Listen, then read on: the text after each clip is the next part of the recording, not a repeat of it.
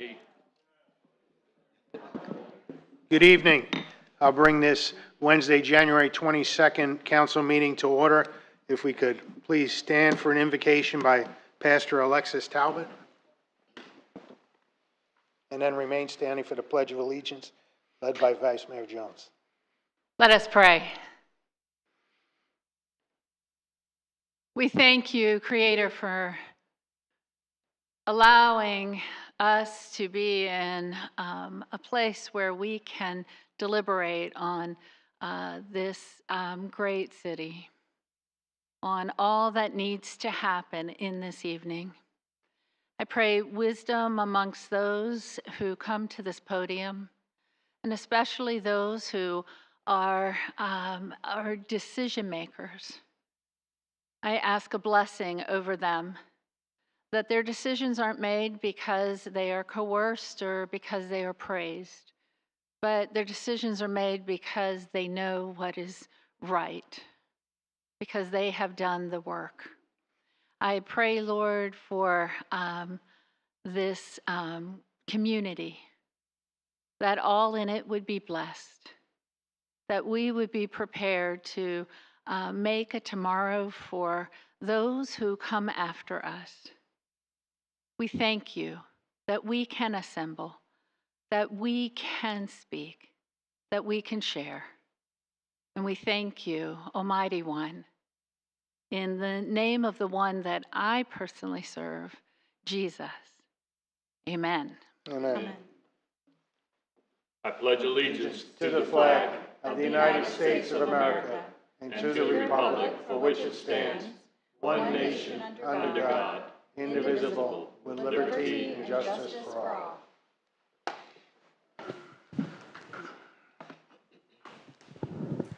Roll call, Ms. Williams. Mayor McPartlin. Here. Vice Mayor Jones. Here. Councilmember Dixon. Here. Councilmember Dodd. Here. And Councilmember Nunn. Here. Thank you. Council, any agenda modifications tonight? All right, lease up the proclamations and awards. Mr. Jones. Brief announcements. Thursday, January 30th, Indian River County MPO Target Zero Public Input Workshop at 11 a.m. to 1 p.m. at the North County Library. Target Zero plans to address roadway safety strategies within the county. Monday, February 3rd, Four Chaplains Ceremony at Veterans Memorial Park at 11 a.m. Friday, February 7th, Chamber of Commerce concert in the park, 5:30 p.m. to 8 p.m. It will be the Bobby Owen Band. Saturday, February 8th, Craft Club of Sebastian in Riverview Park from 10 a.m. to 3 p.m. And that's it. All right, thank you. All right, lease up to public input. Now's the time for anybody to bring anything to the council that's not already on the agenda. Anyone on Zoom? Zoom? No one has raised their hand at this time. All right, no public input tonight. Leads us up to item 8, the consent agenda. Mr. Mayor, I'll make a motion to approve the consent agenda as sits. Second. Get some money on that roll call, Ms. Williams. Vice Mayor Jones. Yes. Councilmember Dixon. Yes. Councilmember Dodd. Yes. Councilmember Nunn. Yes. And Mayor McPartlin. Yes. Motion carries. Thank you. Right. These subcommittee reports and appointments. Anyone, any committees? No? Okay, no public hearings, no unfinished business. New business, consideration of resolution number R-25-03, supporting legislation requiring hands-free cell phone use while driving. Thank you, Mr. Mayor. And I know that we have, I believe we have representatives from Bike Walk Indian River County here in attendance tonight, so that they can have a few brief moments to discuss this item. But we were contacted by Ms. Joan Chris, who is a board member of Bike Walk Indian River County, requesting that the city of Sebastian consider a resolution supporting Florida state legislation requiring hands-free cell phone use while driving.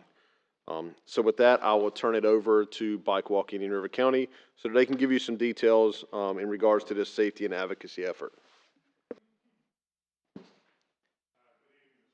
Good evening. Good evening, Council. For the record, I'm Bob Atwater.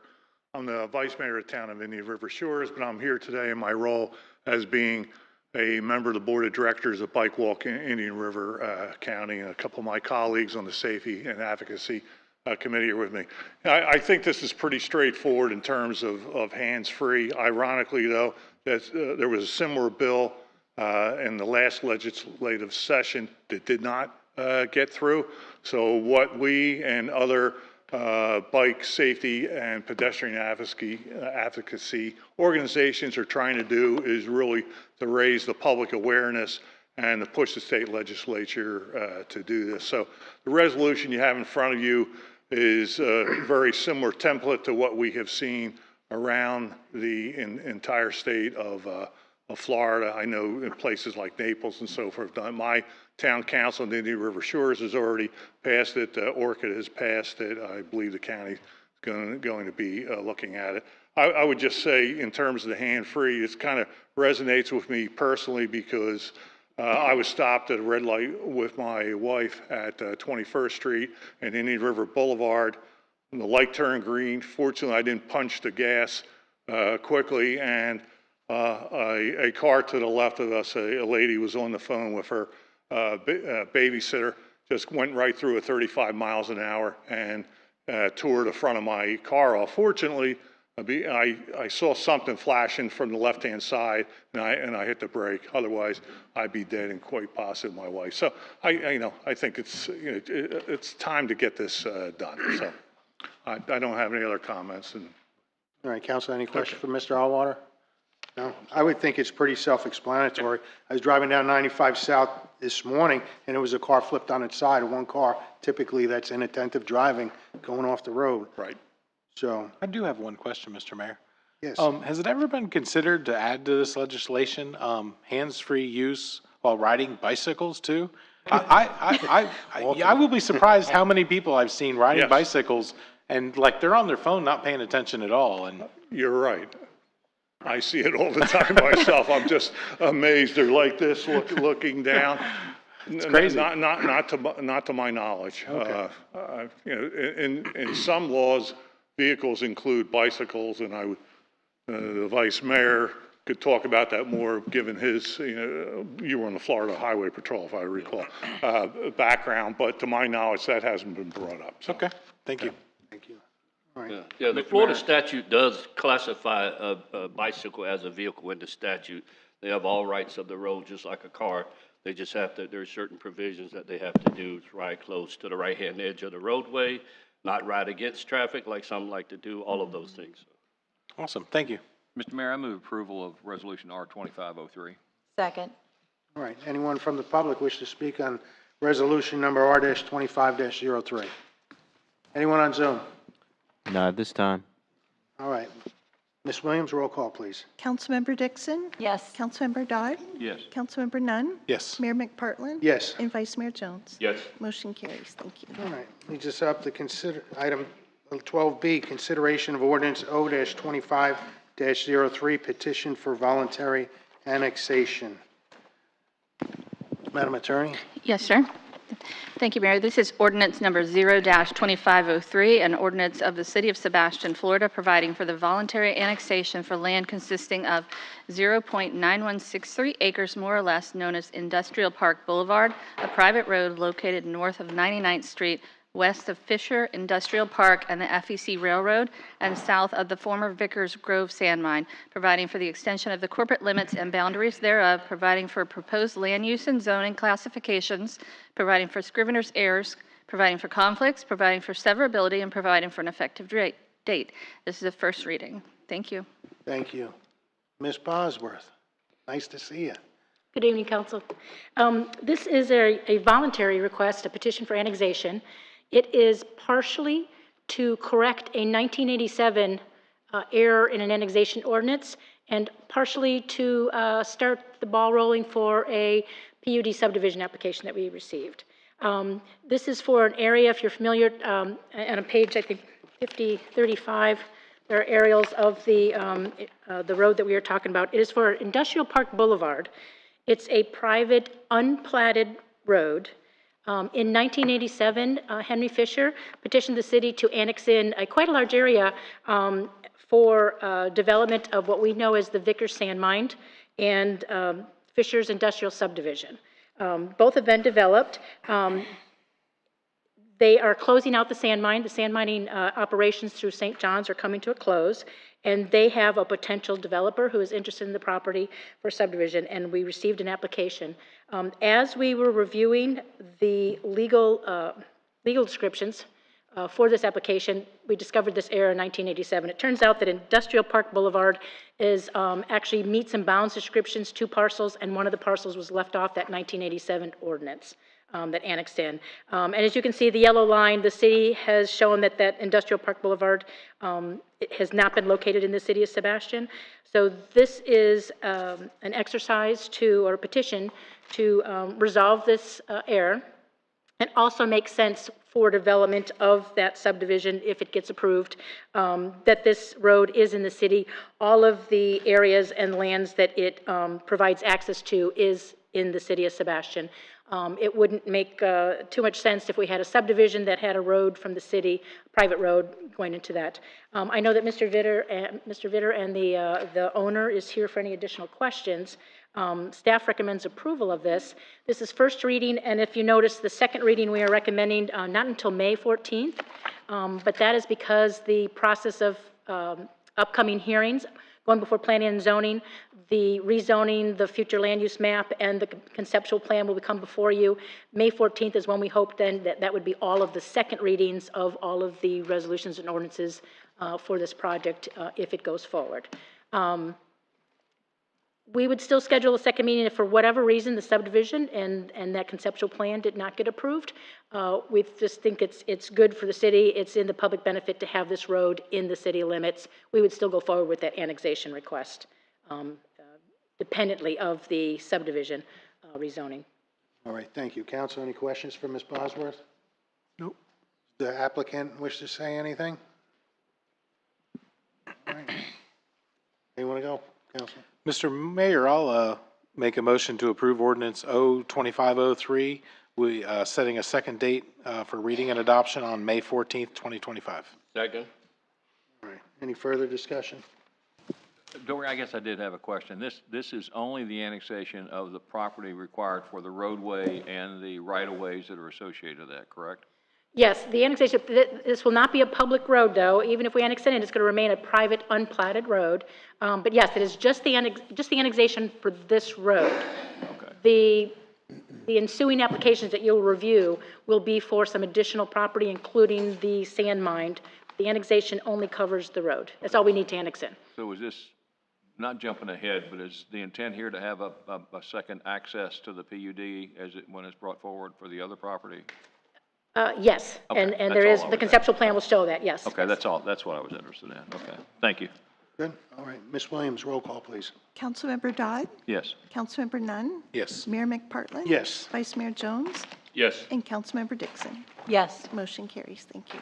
All right, he's up to item 12C, consideration of resolution number R-25-02. Mr. Benton. Thank you, Mr. Mayor. We've got Mr. Sabo here if you have any specific questions, but this is a public transportation grant agreement that provides funding from FDOT to assist us with the construction process for a new taxiway golf at the airport property. You will see down at the funding source that we have budgeted our 20% match of discretionary sales tax that is necessary for this, and then we will anticipate receiving the second half of this grant to complete the total amount needed for the construction portion sometime after July 1st of 2025, which is the fiscal year for FDOT. So with that, anything additional Mr. Sabo would like to add, or if you have any questions, he's here for you all. Anything to add, Mr. Sabo?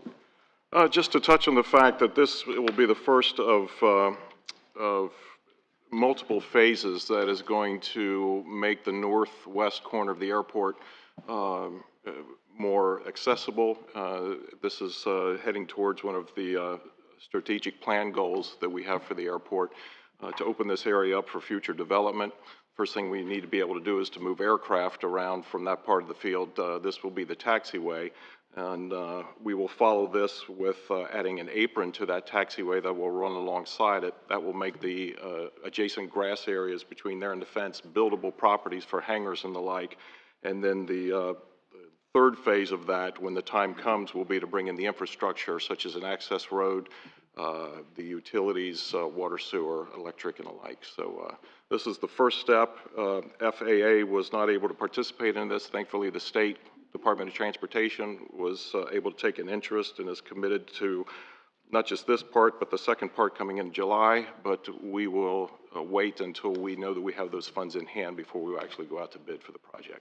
All right, thank you, sir. Council, any questions for Mr. Sable? Mr. Sable, this is the portion that there was already asphalt in that area, right? It was an old runway from back in the days, or taxiway? That is correct, sir. It was runway 1331, and it runs basically from the northwest corner down to midfield. And we are using about a 35-foot wide portion of what is a 150-foot wide runway. That remaining area outside the 35 feet will then become the coming apron. But in the meantime, the minimum necessary to move the aircraft will be the 35-foot section, and it will run from that corner, which is basically a dead end at this point at the far north corner of the airport, and provide additional movement for everything from locals to some of the new development with a hangar that's already in the plans, along with the skydive operations and the like. And this area has been cleaned up already from some of the dumping that we were doing over there from? It's, we're on the tail end of it right now.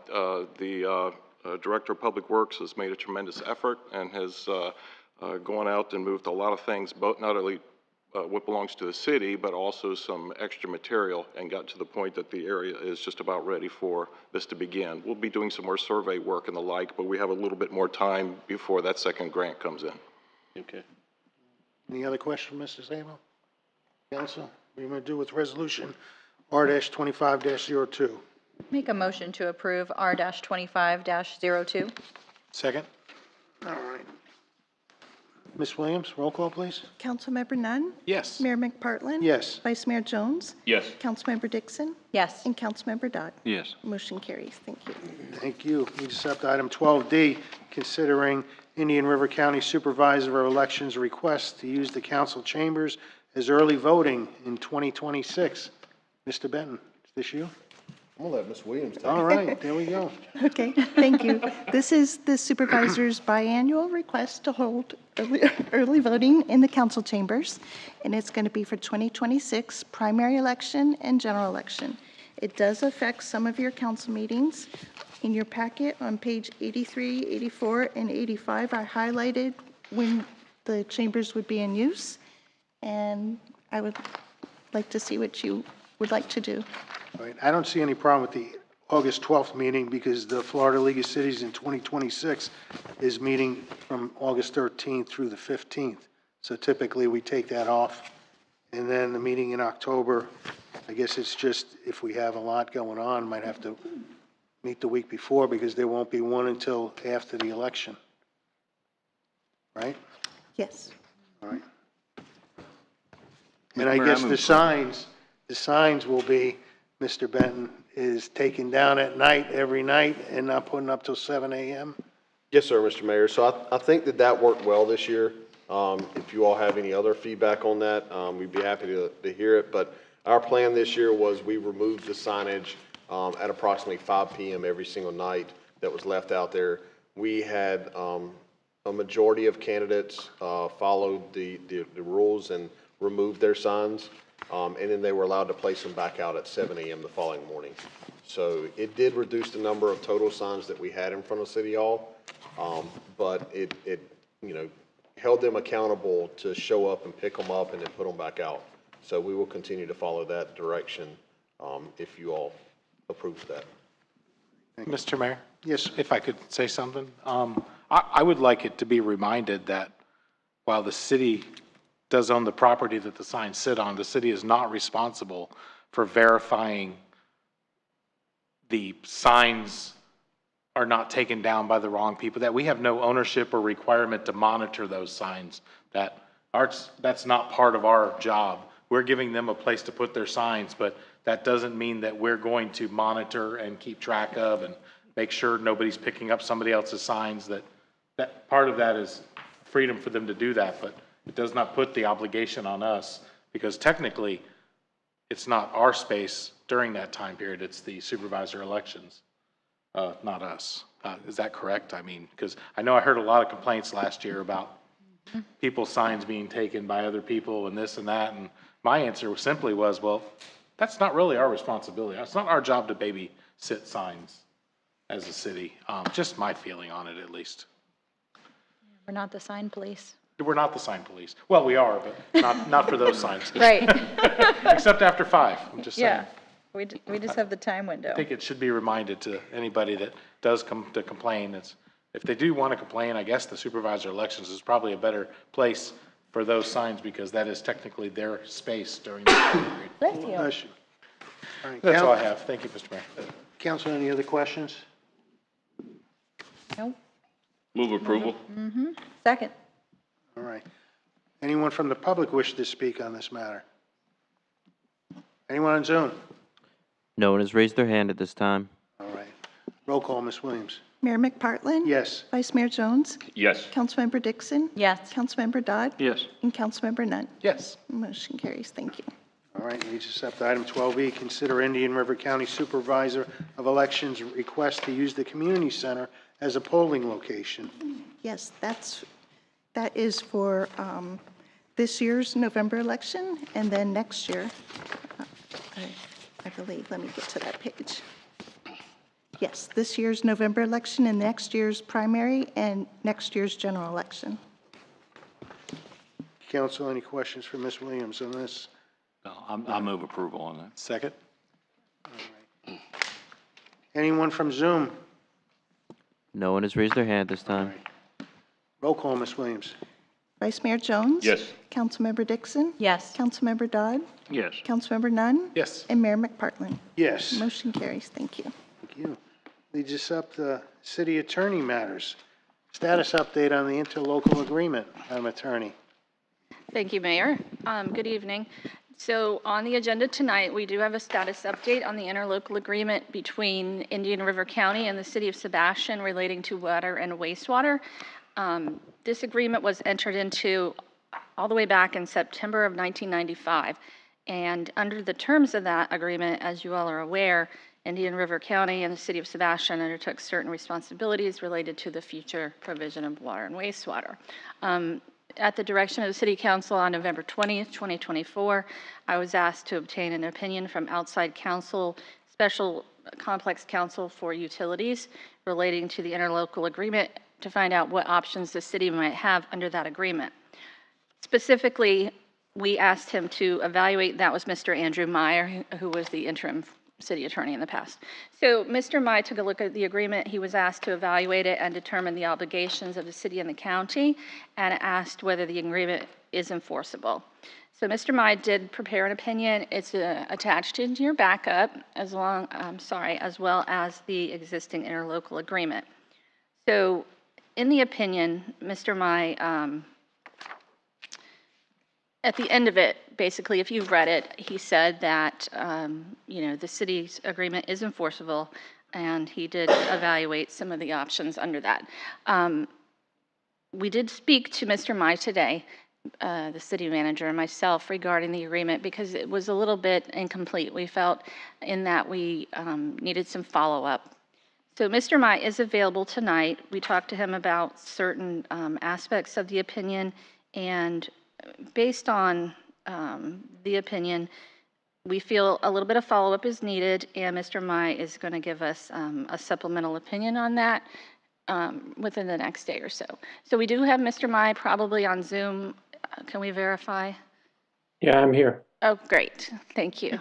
So coming out of the conversation with Mr. Mai, we were looking at next steps for the city council, and we kind of jotted down some. He's available for questions. The options that we discussed, and Mr. Benton, you can jump in here if you want to explain them a little further. So Mr. Mai gave us basically 3 options to continue going forward, and we're also open to City Council's direction at this point on the opinion and where you'd like to go next. Can we have those 3 options? Sure. Yes, sir. Mr. Mayor, if I may. Yes. Oh, sorry. Sure. jump in. So I'll just kind of, as the attorney, sorry, as Jennifer mentioned, we did discuss with Mr. Mai today a couple options, and we kind of came to a conclusion of 3 options on how we can continue to move forward. Continue discussions with the county and that's number 1, but we've kind of got it sublet down to A and B. Expansion through negotiation, or the B option on this is continue discussions with the county and discussions to amend or release the ILA. So that's 1A and 1B. Both of those involve discussions with the county. Item number 2 is explore city options under section 6.07, subsection A, the imposition of special assessments. And then option number 3 is, House Bill 1379 gives homeowners the option, if sewer connection is not available, to replace their existing septic tank with a nutrient reduction septic tank. So option number 3 is to look into that more detailed, see how that kind of looks in regards to the interlocal agreement, and then solicit funding options if that's the direction we receive.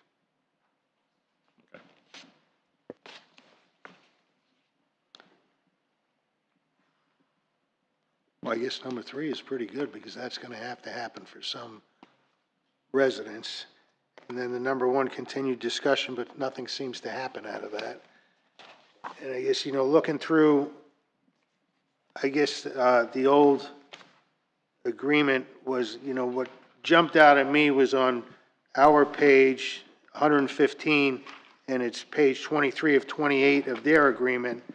The county will furnish water or wastewater service earlier than the time period established in this section if a public health problem occurs. And then, or the demand for such service makes the service economical feasible. But I think a public health problem is there if you looked at it.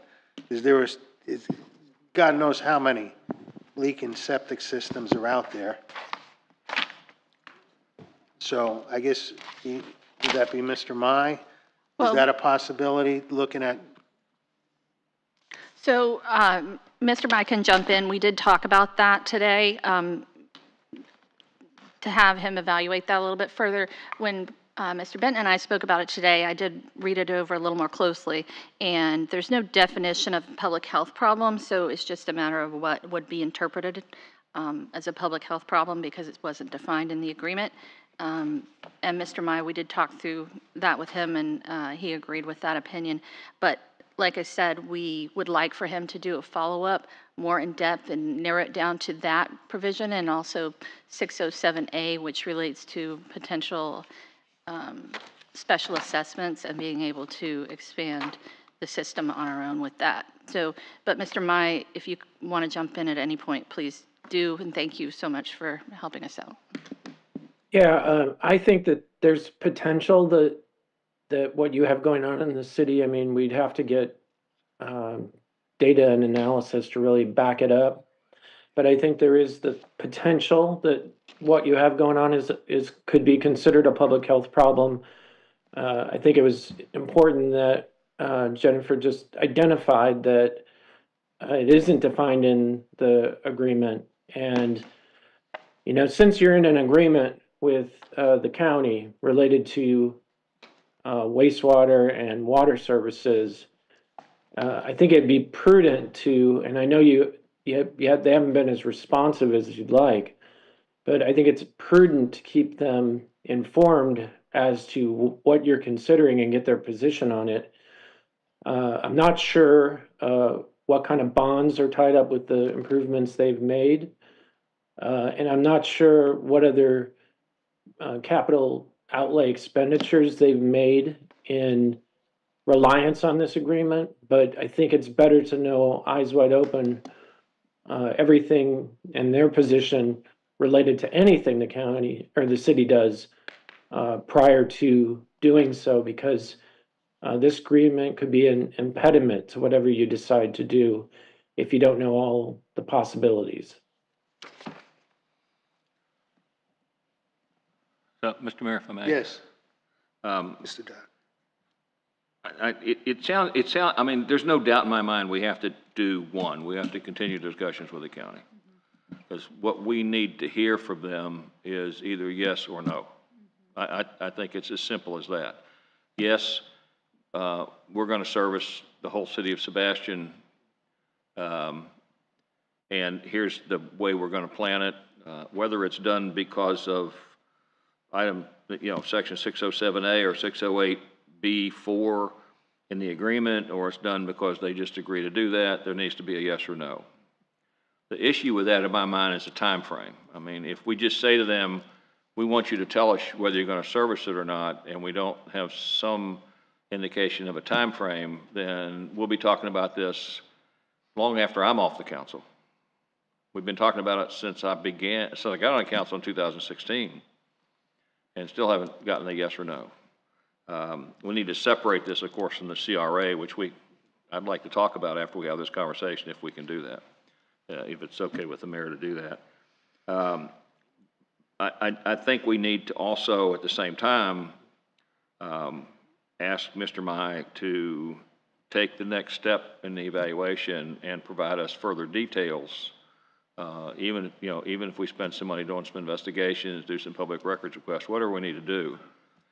Because at some point in time, we're going to have to decide whether the city pulls the trigger on something or not. I mean, there's just no way we're going to continue down the road of hoping that people's septic tanks don't fail and hoping that they don't have to spend $35,000 or $40,000, whatever the number is at the point in time. I think the numbers we got in the first evaluation that was done were like $35,000. Well, as septic tanks begin to fail on a statewide basis within the basin management plan areas, which is a lot of the coastal areas on the east and west coast both, these prices are going to go up dramatically. I mean, if I own a septic tank company and all of a sudden I realize that I'm going to do 100 new septic tanks in Sebastian, I've got to hire staff, I've got to buy equipment, my pricing is going to go up. Even if they don't gouge, the prices are going to go up. No matter what happens, they're going to go up. And my biggest fear is that we get ourselves in a position we're not taking the steps to try to protect our citizens. That means that we probably need to go out and try to find some grant money at the same time as part of this, accepting the fact that 3 is partial, something we have to do.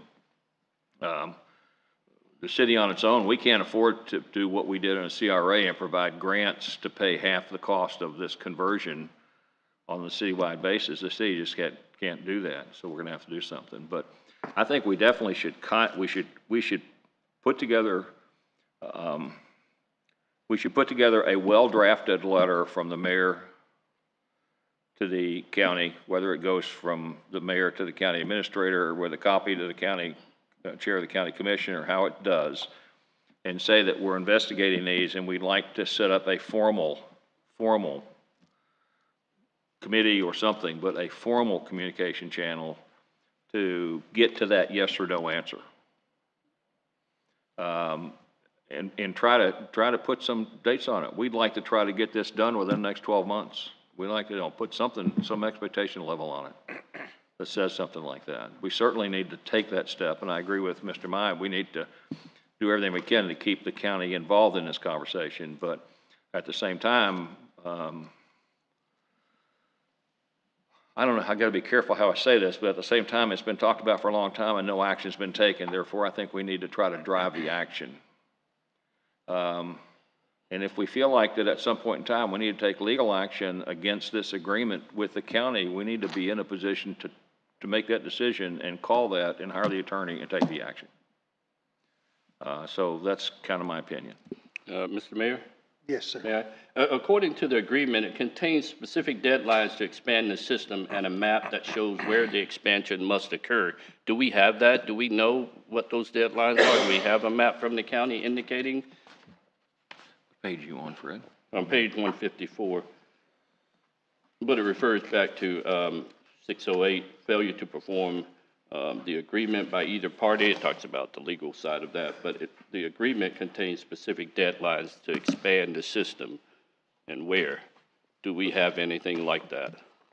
So, Mr. Mayor, if I may. Sure. So I'll just draw your attention, and Mr. Mott can chime in if I'm incorrect on this, because it was his opinion, but pages 114 and 115 in your packet, those are the specific timelines in which the city and county had agreed to meet timelines for the installation of water service based on the agreement. So if you see number 1, within 18 months of the transfer, they must furnish water service to all lots or parcels within a specific area that's on Appendix E. Item number 2, within 36 months, they must furnish water service to the area designated as Phase 2, and then within 54 months, furnish water service to all lots or parcels within designated as Phase 3. So that was really water service, and to the best of my knowledge, this was completed. I can't confirm whether it was completed within the time frame. I haven't found that documentation, but those connections have been completed for water service, which is what, in my opinion, is specifically referenced in the document. Right, and then when they were laying the water pipes, the city was supposed to request for the sewer. That way they could be laid simultaneously. Well, there's nothing in here that says the city would do that. It just, I mean, 608B4 is the only place that it just says a timely cooperative plan, and that's where it includes wastewater, but it doesn't give anything in. I know I heard the county administrator say in our joint meeting that the city didn't ask for this. Well, I don't know that there's anything here that says the city must ask. It does, It says we must request in writing. in any designated area. Where, I just read it, so. 115 at the bottom, the last paragraph. Bottom paragraph. Says the city must request in service in writing. Have we done that? No, we're gonna do that. We should do that as a result of this meeting Yep, we tonight. should. We should request in writing very specifically. Yeah, but let me clarify, on that paragraph, it says the county will provide wastewater service simultaneously with the installation of public water service if the city requests such service in writing. So this had to be requested when the water was installed. Right. That's my interpretation of it. Okay. Well, we are installing wastewater in any place that water is being installed now, so any new developments. I did also notice on page 113 that if we build a wastewater plant it says that we pay for with special assessments, that after we build it and it's constructed, we transfer it to the county, we still own it, but they're required, according to this contract, to run it as if they own it. That's something to think about if we do have to get to the point where a wastewater plant is something we have to help build. At least we do understand the cost of maintaining that will be on the county, according to this contract. So, Yeah, Mr. and Mayor, one if I may- caveat to that, Mr. Mayor, would be that it's caveated by provided the county has or has identified within its most recently adopted water and wastewater capital improvement plan adequate treatment capacity. So if they have that, you're right, that's a route you can go. Mr. Penn? And Mr. Mayor, that was, so in our second option, when we explore city options under 6.07A, I think that to the tune of what Councilmember Nunn was stating there, I think, some direction for us to fully explore this option would be kind of a good direction, another additional direction point for us to look into is, to really look into 6.07A. Obviously B, C, D, and E, but 6.07. Well, the part that bothers me with 607A is means they're gonna do a new plan. And the new plan, because the last plan was done in 2017. But of course, 2017 plan was done before the House bill came up. So I mean, and it's not just the city of Sebastian, it's probably however many residents in the county that don't have service to the sewer. Well, but you gotta go, in order to do that, to build the plant and to talk about doing a special assessment inside and outside the incorporated area to pay that for the areas that are gonna use it, you gotta get the county to determine that they need the capacity and that what you build will provide the capacity they need and define the capacity areas. So we can't just arbitrarily say, we're gonna build this, and oh, by the way, it's gonna provide service to the whole donut area down in between here and Bureau that's not being serviced. I don't know. It's complicated, but the question in my mind still goes back to getting the county utility to say to us, no, we cannot provide you service. Right. Or yes, we can, and here's the process by which we can put together a plan to do that, and here's a time frame for that process. So number one is the letter to the county that we're requesting the service and dates and. Yeah, basically, Right. we want to know, can you provide it? And we are investigating alternatives to you providing it in unison to you making that decision, but can you provide it? And we'd like this in the next 6 months. I mean, whatever. They don't have to do a major engineering study to make that determination. They could probably pull out of GIS the information they need to determine capacity requirements. Mm-hmm.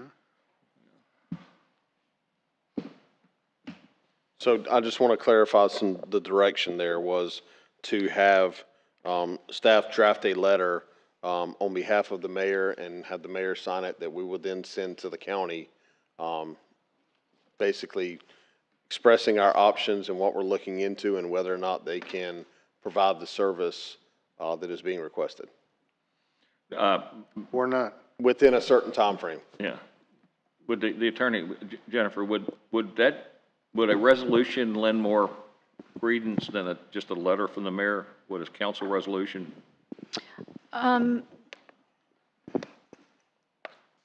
Either way, I mean, the resolution can be done as well, but you can certainly have the mayor's letter be sent. I'm happy to draft a resolution. I actually have one started. Okay. It's just a matter of bringing it back. We could get that letter sent faster. I mean, if you try to say I'm serious, then you need to make it as legally binding as you can. I don't think you're going to bind them. You can't bind them with a resolution, obviously. No, but I mean, binding wasn't the correct word in what I was trying to say, but, okay. A letter gets serious. We're serious. A letter gets it done faster, and I think that was the point Ms. Cockcroft was making. Yeah. If we can get a letter done, we can get that done tomorrow. Right. We did do, if you recall, a resolution in 2023 along those lines after the joint session at the library, I believe. That we were supposed to have multiple of. Well, we can attach that as well to the letter. Yeah. If you like. That'd be good. All right. To say this has been ongoing, as you know, we did the resolution back in 2023. I think it was October. And I mean, would it assist us to declare a health emergency in the city based on our septic issues and situation? I don't know if you want to go that route. Mr. Mai, are you there? No. Yeah, if you have evidence to back it up, and that's the route you decide you're going to go, We're not I clearing think the that border would be here. something that would be, quite extreme, but maybe necessary if you have evidence to back it up. We don't have evidence. I mean, if you listen to the environmental groups, it is a health emergency. Well, The amount of there's septic that's- things that if we get to that point, there are documents. The county did a study on their own. Right. That it was approved by the county commission that listed the top polluting areas within the county from septic. Right. And parts of the Sebastian Highlands were in the top 10 on that. So there's things we can go back to if we get to that point. Right. So. Okay. And I don't know about the rest of you guys, but I don't really need to see the letter if No. the mayor and the attorney and the city manager are comfortable with the wording on it. I'd like to get a copy of it when they send it, but I don't think we need it needs to come back to us for approval. I mean, if it can get done in the next 3 days, that would be great. We can have that out Okay. very quickly, I believe. Is that, For Friday? I think so. yeah. Don't you? No? Okay, early next week at the latest. Yeah. Yeah, so. I'll help type. And delivered? Nah, sure, someone can hand deliver it. Where's the chief? And you are going to send that to the county commission chair as well as the, As you County direct. administrator. yeah, and then to the, with a copy to the county administrator and county attorney? Sure. Okay. Yeah, just let us know when it's done, so, Yeah. so I can come by and pick up my copy, so. Heck, we might as well copy all the other municipalities as well. I would recommend copying Fellsmere, definitely, as part of that. Fellsmere is going through a very similar situation. They backed out of that. They canceled that. Did they? They canceled their septic, their sewer study. Did they make progress somewhere else, maybe? No, they just canceled it. Okay. So you clear, Mr. Benton? Now, Mr. Mayor, can I bring up Yes. one more thing? Yes, sir. This is part of septic to sewer. I would like to recommend to the council that we also do a letter from the mayor to the county related to the CRA.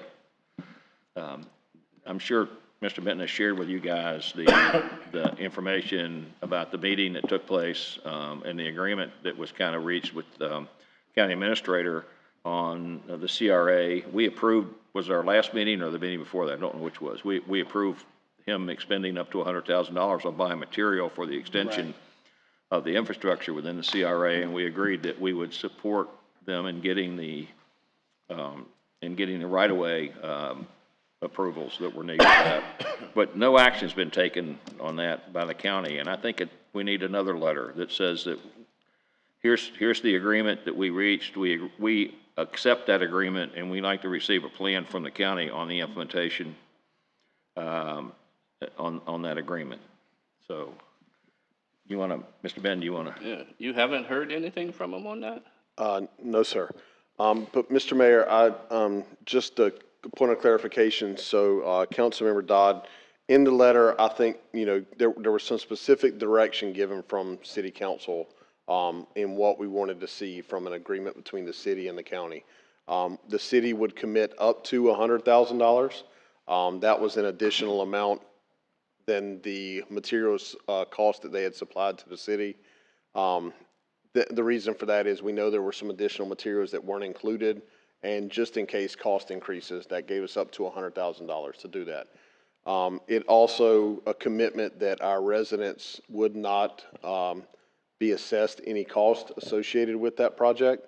And then the third one is some timelines on when that project was going to be take place, and then completion dates. So there were some additional requirements that we can include in a letter with that. But that was approved on December 11th at the council meeting that night, and that was the direction you all had provided us. We had previously met with the county administrator and a county commissioner in regards to the septic sewer and the CRA, and had worked out that the city would pay the material cost. The county can do quite a bit of the work in-house.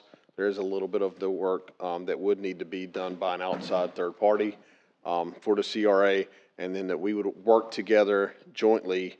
We would work jointly together to get the easements. The city would approach property owners, have discussions with them, support the easements, and the county would have the responsibility, since it is their utility, of actually obtaining the easements for some of their properties. But that's where we currently are on that one. And that last agreement was last October that meeting took place. It was prior to the election. The meeting in which the county administrator. The joint city-county meeting? Yeah. That was. One where the December meeting was when we agreed to $100,000. Yes. It was last October when you and I and Laura Moss, Commissioner Moss, and the county administrator and the the department head for the utility met and came to that agreement. Yes, that was in October of 2024. October of 2024, and you've not had any response back on that. So we had taken some meeting minutes from that based on our interpretation between Ms. Miller and myself, because I had Karen in the meeting with me as well, and we had sent those meeting minutes to the county, but have not really had any communication back on those meeting minutes. I did get clarification that I shared with you all on December 11th that the county was committed to the county will use operating revenues to partner on a project for public infrastructure with regard to the Sebastian CRA septic sewer project.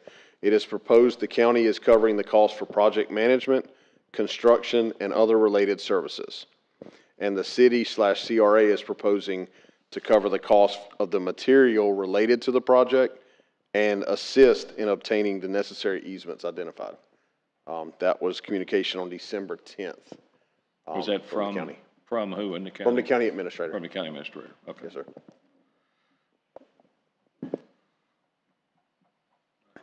So I guess my So one request letter or is two letters? yeah, my request is a second letter that addresses that. Yes. I don't have any problem with that. Is that okay, too? As you direct. All right. Do it. Let's do it. Any other discussion on this item? Are you clear, Ms. Cockcroft? Yes, sir. Thank you. All right, very good. Thank you, Mr. Meyer. Thank you, Andrew. Good to see everyone. Thank you. Thank you. All right. Let's see. Mr. Benton, you have any matters?